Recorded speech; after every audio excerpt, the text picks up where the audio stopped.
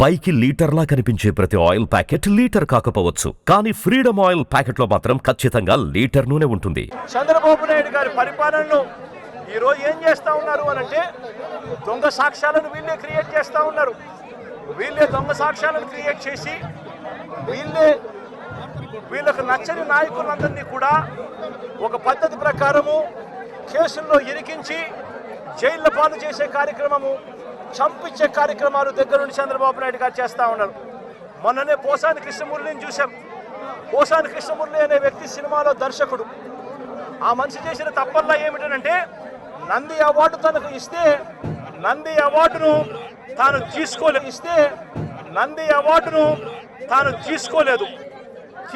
తీసుకోకుండా కుల వివక్ష పాటిస్తున్నారు అని చెప్పి ఒక స్టేట్మెంట్ ఇవ్వడం ఆయన చేసిన తప్పు.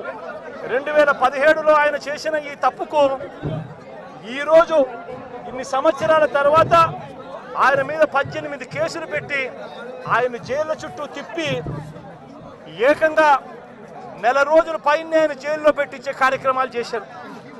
దళిత మాదిగ సామాజిక వర్గానికి సంబంధించిన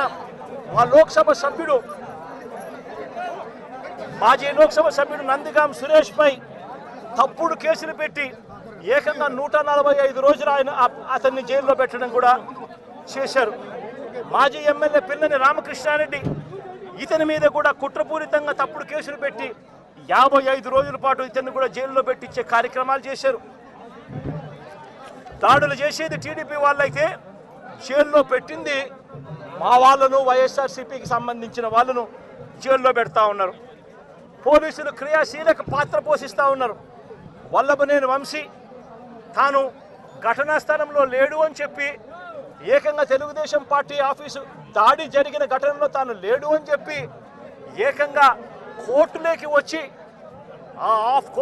వచ్చి తెలుగుదేశం పార్టీకి సంబంధించిన వ్యక్తి, పనిచేస్తూ ఉన్న వ్యక్తి కోర్టు 18 సార్లు ఆయనకు వాయిదాలు పిలిస్తే 18వ తారీఖు రాని తప్పని పరిస్థితిలో పోలీసులే తనను ప్రవేశపెడితే కోర్టు ముందర తానే వంశీ అనేవాడు అక్కడ లేడు అని చెప్పిన తర్వాత కూడా వంశీని అదే కేసులో ఇరికిచ్చి అదే కేసులో వంశీని ఇబ్బంది పెడుతూ ఇప్పటికి 50 రోజుల నుంచి వంశీని కూడా జైల్లో పెట్టించే కార్యక్రమాలు చేశారు.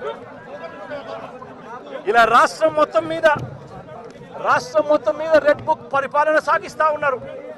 ఇదే చంద్రబాబు నాయుడు గారిని అడుగుతాను, అయ్యా చంద్రబాబు, ప్రజల్లో ఏదైనా కూడా మంచి పేరు తెచ్చుకొని రాజకీయాలు చేయడం నేర్చుకోండి. మీరు సూపర్ 6 ఎందుకు అమలు చేయడం లేదు అని చెప్పి ఈరోజు ప్రజలు గట్టిగా నిలదీస్తూ ఉన్నారు. సూపర్ 7 హామీలను ఎందుకు అమలు చేయడం లేదు అని ప్రజలు మిమ్మల్ని గట్టిగా ప్రశ్నిస్తూ ఉన్నారు.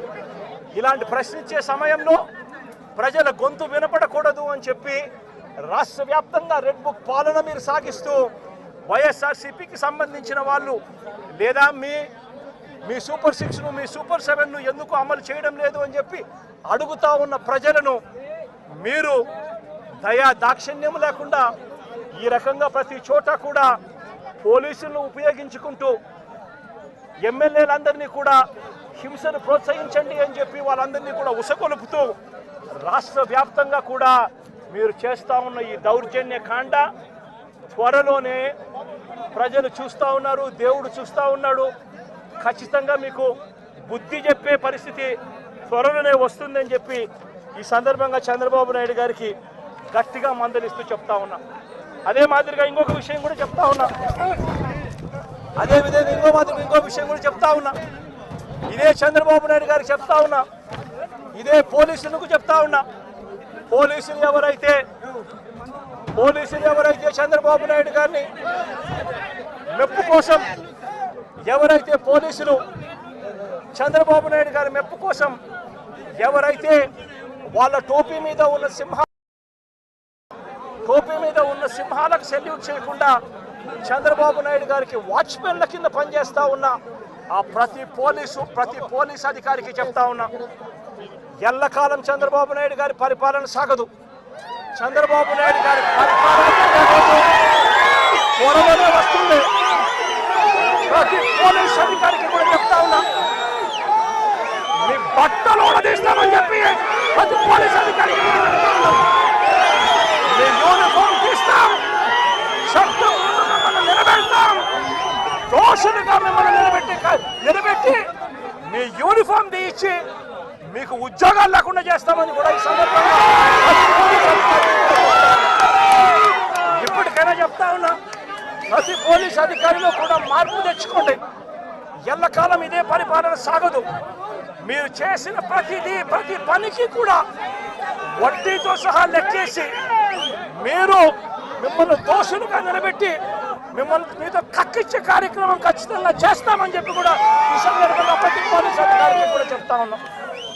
సుమన్ టీవీలో మీ పర్సనల్ అండ్ బిజినెస్ ప్రమోషన్స్ కోసం కింది నెంబర్కి కాంటాక్ట్ చేయండి.